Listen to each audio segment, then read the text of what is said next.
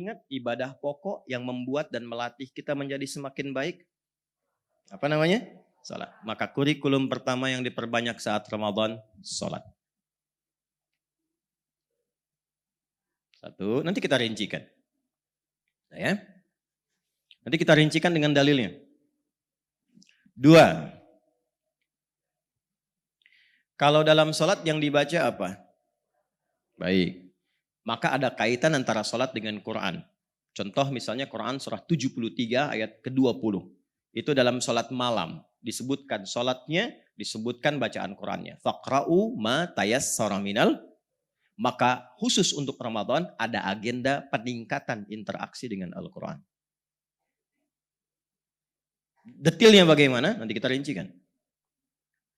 Kita susun dari sekarang insya Allah. Teruskan. 3.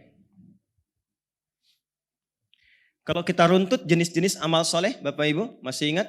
Salat menyatu juga dengan Quran, tapi salat juga di Quran ada yang menyatu sebanding atau disandingkan dengan amalan zakat. Contoh, Al-Baqarah ayat 43. Wa aqimus salata wa atuz. Nah, turunan zakat ke bawahnya, zakat kan yang pokok tuh ya. Turunan ke bawahnya itu nanti ada infak.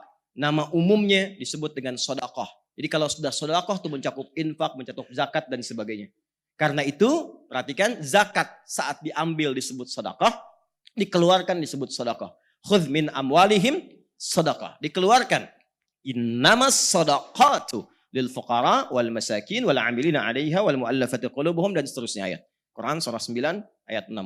Maka secara singkat ada amalan harta namanya. Amalan materi. Baik itu mengeluarkan zakat, berinfak, ataupun sekedar berbagi. Nanti detailnya kita turunkan walaupun dengan sehirup air dan sebiji kurma. Ya. Nanti apakah itu majazi, kiasan, atau real hakiki? Ya, waduh nyari kurma dulu, nggak punya uang. Atau yang dimaksud teh manis. Ya, nanti kita lihat. Ya, alhamdulillah. Kita sampai jam berapa? Oh baik. Ya, silakan sampai jam 12 di sini. Saya setengah 10 saya pamit. 3 aja dulu ya. 3 dulu. Silakan. Tadi jam 12 loh. Disaksikan oleh Allah dan malaikat.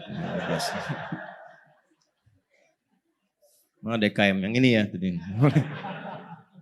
Bismillah. Nah ini baru boleh dihapus. Nih. Alhamdulillah. Ya Allah. Mau Ramadan masih ngapus sendiri. Alhamdulillah. Lihat sini, fokus baik-baik, agak cepat. Yuk, sholat. Karena ini yang paling pokok, maka ini yang paling banyak dilatih. Dan terkait erat dengan penentuan keberhasilan puasa. Langsung kita naikkan ke atas dalilnya. Saya cepat saja. Man qama Ramadana imanan wahtisaban ghufira lahu ma taqaddama min dzambi. Rawahul Bukhari. Perhatikan baik-baik. Ini hadis ini viral. Di kalangan para ahli hadis sudah banyak yang like, share, bahkan komen dengan syarah. Kita tinggal subscribe. Di hampir semua kitab hadis bab puasa ada hadis ini. Dan memberikan kesan pentingnya amalan sholat saat Ramadan. Saking pentingnya, amalan sholat yang ditunaikan dalam Ramadan itu senafas dengan hadirnya ampunan dari Allah atas semua dosa. Jadi kalau kita bisa menunaikan sholat, khusus di Ramadan ya, bukan di luar Ramadan. Khusus di Ramadan. Salat khusus di Ramadan. Jadi ada bagian nanti amalan dalam Ramadan. Saat kita menunaikan salat di amalan waktu itu saja, bukan selainnya. Maka berpotensi mendatangkan ampunan Allah dari semua dosa yang pernah dikerjakan. Karena bahasa hadisnya, ghufira lahu ma itu mencakup semua tanpa kecuali. Semua apapun itu. Kalau benar salatnya. Dan nanti yang paling menarik, ada rangkaian sampai doanya. Sampai kalau baru salam, jeda sebentar, doanya langsung dibimbing Nabi. Dan ijazahnya langsung diterima dari istri Nabi SAW, Sayyidah Aisyah. Bila benar bacaan itu dibacakan, dengan bagian getaran hatinya yang terdalam, itu semua dosa yang pernah dilakukan, diampuni oleh Allah. Ya. Kecuali utang ya. Kalau utang harus dilunasi tetap. Ya. Dosanya yang diampuni. Ya. Jelas sampai sini? Jelas? Belum saya terangkan. Gimana bisa jelas ya? Jelas ya sudah, saya lompat kedua. Al-Quran. Sholat apa ini? Dulu. Yang dimaksud sholat apa? Kalau sholat fardu, itu sudah biasa. Artinya di luar Ramadan pun harus tepat waktu. Jelas ya? Baik, sebelum masuk ke sini, saya mau tambahkan dulu, karena menunya peningkatan sholat, maka semua jenis sholat yang dituntunkan oleh Rasulullah, kalau bisa dari sekarang menunya sudah siap. Supaya waktunya bisa kita susun, ada apa saja. Nah, ada menu sholat fardu, ada menu sholat apa lagi? Sunnah hukumnya atau nafilah. Yang fardu berapa waktu? Bagus, 5. Rumusnya 24, 4, 3, 4. Subuh, zuhur, asar, maghrib, isya. Sudah? Fokus. Tingkatkan selama Ramadan. Karena bahasanya meningkatkan, ingat. Bagaimana meningkatkan yang dimaksudkan? Dari sendirian meningkat menjadi apa? Berjamaah. Dari berjamaah biasa meningkat tempatnya di tempat tidak biasa. Di mana? Di masjid. Maka mulai sekarang coba kuasai waktu-waktu sholat. Karena itu ciri insan beriman tuh hafal waktu sholat. Itu di An-Nisa ayat 103 di ujung ayatnya. Innas salata kanat 'alal mu'minina kitaban mawquta. Waktunya jelas dan orang beriman tahu waktu itu. Sebelum masuk Ramadan ketahui. Karena itu di jadwal imsakiyah muncul jadwal sholat. Maksud saya, usahakan dalam sehari itu 5 waktu bisa ke masjid. Bagi yang laki-laki. Yang perempuan kalau bebas dari 3 hal, silahkan ke masjid. 1, tanggung jawab di rumah yang khusus melekat pada perempuan. Sepanjang itu masih ada, maka keutamaan di rumah sama dengan di masjid. Jelas ya? Misalnya maaf, masih memberikan ASI kepada anak, gak mungkin ditinggal. Ilmunya dalamin dulu. Supaya tidak merasa kecil nanti, ya Allah gak ke masjid. Tidak, begitu Anda di rumah, ya ditunaikan itu pahalanya sama dengan ke masjid. 2, kalau bebas dari yang pertama, maka pastikan di masjid ada fasilitas atau tempat khusus bagi perempuan yang sekiranya tidak bercampur dengan laki-laki, spesifik. Aman, nyaman. Yang ketiga, aman dari fitnah di jalannya. Jelas? Baik. Maka kalau yang 3 itu sekiranya tidak memenuhi, maka di rumah lebih utama. Dan hadisnya banyak sekali. Kemudian yang sunnah. Ini dibagi 2 secara cepat saja. Secara cepatnya. Ada rawatib. Ada yang mutlak. Ini saya turunkan semua jenisnya karena pahalanya Ramadan khusus berlipat. Paling minimal 10 kali lipat di hari biasa. Paling minimal. Nanti diperlihatkan saat akan meninggal dalam sakaratul maut. Ya. Kalau pengen cepat lihat ya silahkan. Sesuai ajal kan ya. Nanti kalau ngaji Al-Bukhari hadisnya nanti kita turunkan. Ya, kalau santri kami ngaji itu di awal-awal supaya bisa menyampaikan lagi. Teruskan. Jadi status berjamaah naik 10 kali lipat. Sunnah juga demikian. Sedikitnya. Yang rawatib itu ada 12. Ya, saya langsung bacakan hadisnya saja. Man shalla itsnatai asyrata rak'atan. Man shalla itsnatai asyrata rak'atan fi yaumin wa lailatin. Siapa yang konsisten menunaikan salat 12 rakaat yang mengiringi salat fardunya siang dan malam. Arba'an qabla dhuhri. 4 sebelum zuhur. 4 rakaat sebelum zuhur. Teknisnya bisa 2, bisa 4 sekaligus. Jelas? Kemudian raka'ataini ba'daha, 2 rakaat setelah zuhur. 4 tambah 2 berapa? 6. Lalu selanjutnya, raka'ataini ba'dal maghrib, 2 rakaat setelah maghrib. 8. Raka'ataini ba'dal isya, 2 rakaat setelah isya. 10. Raka'ataini qabla subhi, 2 rakaat sebelum subuh. 12. Sudah? Bunya lahu bihinna baitun fil jannah. Yang selama hidupnya sampai sebelum meninggal konsisten dia mendawamkan itu, Allah akan hadiahkan 1 istana di pinggiran surga untuknya. Ya. Kok di pinggir Ustaz? Ya terima aja dulu, alhamdulillah itu dapat istana. Terima dulu. Gak usah banyak tanya, kerjain aja dulu gitu ya. Nah itu semua sahabat yang menerima riwayat itu semua yang menerima, maka mengatakan sejak saya mendengar informasi itu, saya bertekad sampai akhir hidup akan mendawamkan itu. Menjaga maksudnya. Baik, jadi berapa jumlahnya? 12, oke. Kalau yang zuhurnya singkat, karena di kantor misalnya waktunya cepat, tak punya waktu lama, maka boleh pakai rumusnya hadis Ibnu Umar, jadi 2. Hafidtu an Rasulillah sallallahu alaihi wasallam 10 rakaat. Saya hafal dari Nabi tentang salat sunnah berjumlah 10 rakaat. Yaitu yang 4 sebelum zuhur itu bisa 2. Kalau sekiranya waktunya nggak memungkinkan. Maka orang yang terbiasa 4 dalam kondisi tertentu jadi 2, tetap dihitung pahalanya 4. Ya, jelas ya? Baik. Teruskan. Apa hadis dalil yang tadi? Idza maridal 'abdu aw safar kutiba lahu mithla ma kana 'alaihi muqiman sahiha. Itu hadisnya. Jika ada seseorang itu punya uzur atau dalam safar dan tidak memungkinkan mengerjakan amalan biasa yang ia rutinkan, maka pahalanya tetap dituliskan sempurna. Antum ada yang ta'lim kan enggak semua dari sini kan? Mungkin ada yang safar dari jauh kan? Baik, begitu dia safar ke sini mau pulang, dia jamak qashar. Zuhur dengan asar. Karena qashar 4 jadi 2 kan? Asar 4 jadi 2. Dijamakkan, disatukan, ditakdim. Tunaikan di zuhur 2, 2. Itu walaupun ditunaikan 2 pahalanya 4. Ya. Jelas? Dan tidak harus menunaikan sholat sunnah lagi. Jangan terlampau soleh. Yang fardu aja dikosor kan 2.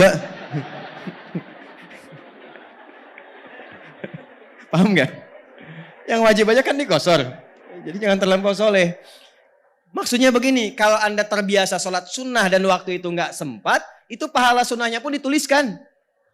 Nggak pakai tuliskan. Ini cara ngajinya begitu. Nah, sekarang khusus untuk perempuan. Laki-laki nggak usah ikutan. Bagi yang perempuan, hadisnya bisa dimaknai begini. Dalam keadaan suci. Perempuan banyak mengaji, banyak menunaikan ibadah sunnah. Itu saat haidnya dituliskan semua pahalanya. Walaupun tidak mengerjakannya. Gitu. Maka sebelum datang masa menopause-nya, perbanyak itu.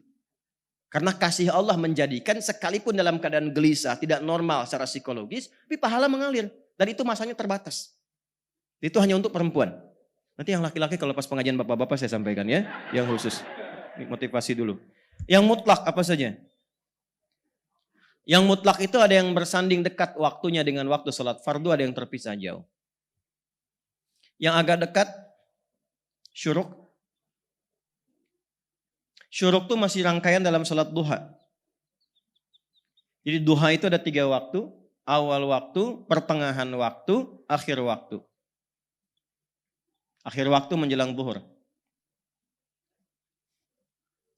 Paling gampang awal waktu, ya itu disebut dengan syuruk. Naiknya mataharinya disebut dengan isyraq. Pas di posisinya disebut dengan masyrik. Lewat dengan gambaran satu tombak bayangan yang sama ya tingginya ya dari bayangannya itu masuk kategori syuruk awal namanya. Di waktu fajar, syuruk awal. Perhatikan baik-baik, fokus. Ini syuruk ini adalah nama lain dari awal waktu duha. Jelas? Kalau dikonversi paling gampangnya 1 jam setelah waktu subuh lah. Paling gampangnya begitu. Ya, paling cepatnya. Jadi kalau sekarang misalnya 4.35 ya kurang lebih misalnya 5.40 itu udah masuk ke syuruk. Jelas? Ambil 1 jam lah. Kalau mau misalnya mau sedikit dinaikkan, boleh tambahkan 15 menit lagi atau 30 menit. Apa hadisnya keutamaannya? Man shallal ghadata fil jama'ati thumma yaq'udu yadhkurullaha thumma yusalli rak'ataini. Siapa yang menunaikan salat berjamaah, salat subuh, jamaah syaratnya. Kenapa disebutkan jamaah? Punya 2 arti. 1, menekankan ke masjid bagi yang laki-laki. Yang kedua, bagi yang punya uzur tak mampu ke masjid seperti perempuan atau yang lain yang misalnya laki-laki, ada uzur yang syar'i, yang terbiasa tapi tak mampu, minimal jamaah. Lalu dia duduk setelah itu berzikir. Ya, zikir itu banyak, sambil baca Quran itu zikir. Quran disebut zikir. Quran surah 15 ayat ke-9. Inna nahnu nazzalna dzikra. Sambil kalimat thayyibah, subhanallah, alhamdulillah, zikir pagi dibaca dan seterusnya sampai muncul syuruk. Itu zikir. Quran surah 4 ayat 103. Fa idza qadaitumus salata fadhkurullah. Ya. Atau apalagi berdoa, perbanyak doa, itu zikir. Quran surah ke-7 ayat 205. atau ikut kajian. Itu zikir. Ya, termasuk bagian dari zikir umum. Quran surah ke-3 ayat 191. Alladzina yadhkurunallaha qiyaman wa qu'udan.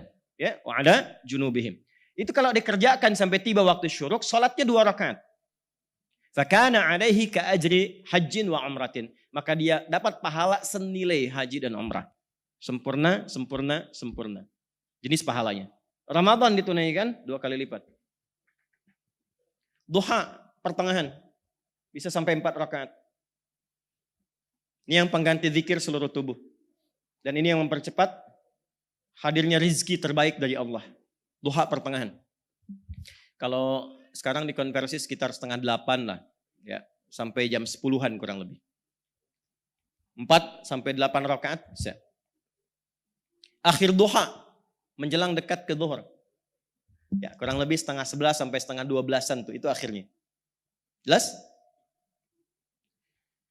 Masuk lagi lanjut. Zuhur sudah kan ya? Sebelum dan setelahnya ada asar. 4 rakaat sebelum asar. 4 rakaat sebelum asar. Karena sebelum itu bahasa Arabnya qobla. Ya, kalau disambungkan qobla sholatil asar. Sebelum sholat asar. Kalau dibuang sholatil asarnya, maka diikutkan dengan ya, ditambahkan dengan ta, disebut qobliyah. Jelas? Qobliyah itu ada yang sifatnya rawatib, ada yang sifatnya mutlak. Jelas? Baik, kalau sudah qobla, nggak usah disebutkan sebelum lagi. Kalau sudah ba'da, nggak usah disebutkan setelah lagi. Kita ketemu di An-Nur ya, kapan? Ya itu setelah ba'da asar lah. Ya. Berarti isya tuh. Ba'da asar kan maghrib, ya kan? Setelah ba'da asar isya. Ini 4 rakaat. Hadisnya dari Ibnu Umar radhiyallahu taala anhuma. Apa bunyinya? Rahimallahu ra'an shalla qabla al-'asri arba'an. Hadisnya sahih. Allah akan menambah rahmat bagi seorang hamba yang membiasakan sholat 4 rakaat sebelum asar. Bisa 2, bisa juga 4 sekaligus. Jelas? Kemudian lanjutkan. 2 rakaat sebelum isya. Itu mutlak masuknya. 2 rakaat sebelum isya. Kalau 2 rakaat sebelum maghrib itu kurang disukai. Karena maghrib itu waktu singkat. Waktu yang sangat singkat. Ya, makanya kalau di Timur Tengah, apalagi Ramadan, itu setelah azan biasanya langsung iqamat.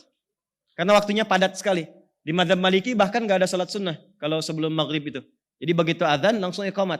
Kenapa? Karena maghrib ke isya waktunya padat. Dikhawatirkan kalau ada orang terlambat belum maghrib, ya mau mengejar dia dalam transit atau berperjalanan, justru kepadatan itu menjadikan dia terlambat nantinya.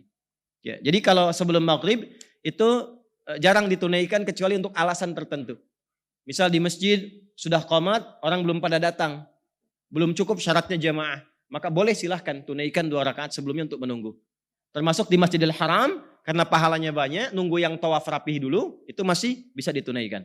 Jelas?